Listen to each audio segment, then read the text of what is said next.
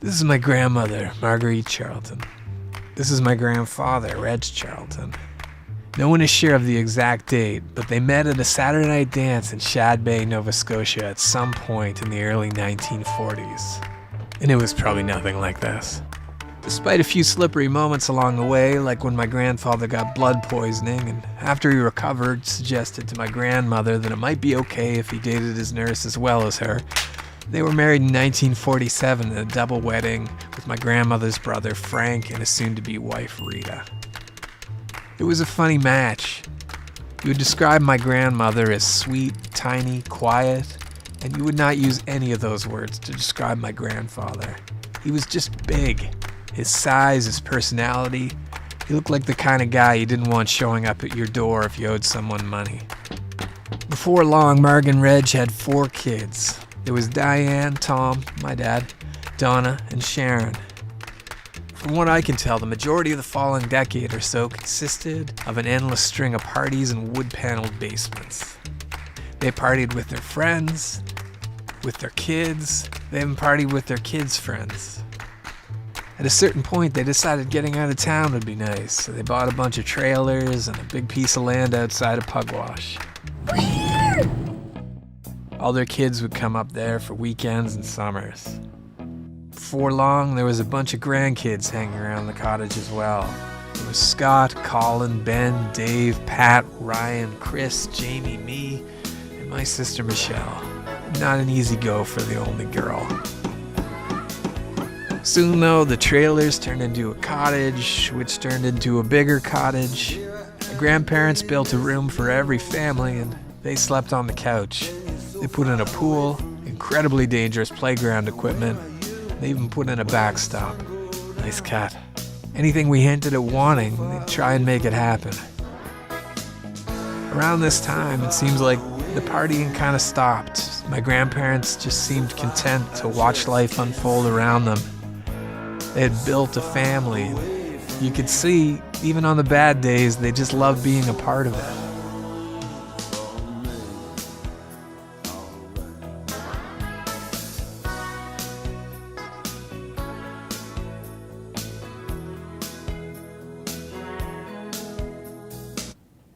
This is the cottage now.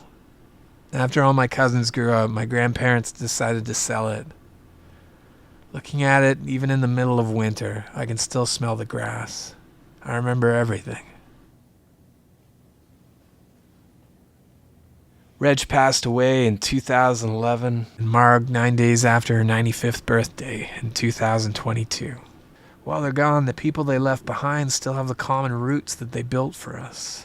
From meeting on a day in the 1940s that no one seems to remember, Marg and Reg created something that will last for the rest of all of our lives. A family. We'll meet again. Don't know where. What did the cottage mean to you, looking back on it? But I know Probably the best years of my life. It was everything to my childhood, and I know it's the same for you guys. Well, the cottage means everything. Still driving by, I can see us running around and playing. I think it's the reason why we're all so close now. It probably had the strongest effect on the family of anything else that the family has experienced. I just have a lot of memories of scat specifically. Yeah. Well, it was togetherness, for sure. Well, it was all the families, all the cousins. Had cousins who were like brothers. I knew you could ask these sorts of questions, and I'm thinking, Jesus Christ. We were incredibly fortunate to have that. That was the center of everything. It's, not to be cliche, like the fondest of memories. I don't think we would have been the same if we didn't have that.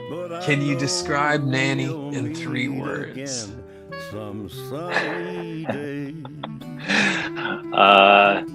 Nanny is bad. She was always given for the grandkids.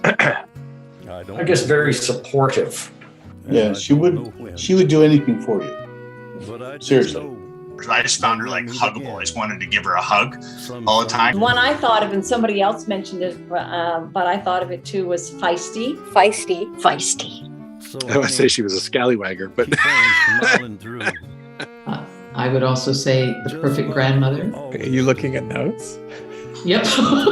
Sweet. Protective. And caring.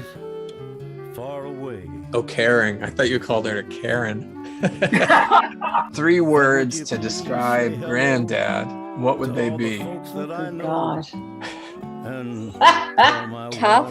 Unvarnished. He either had a golf club or a hammer. Kind. His wit. quick-witted. Funny. Handy.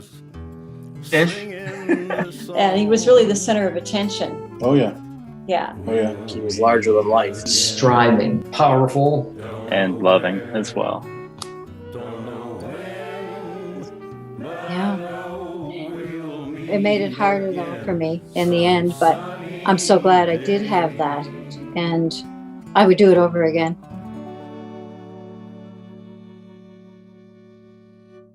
And they were looking for a drive to White Slate, and I had that He's the Chrysler. only one who had a car. Okay. And Eddie said to me, I know a fella. What did you think of him? Oh, God, Not too much.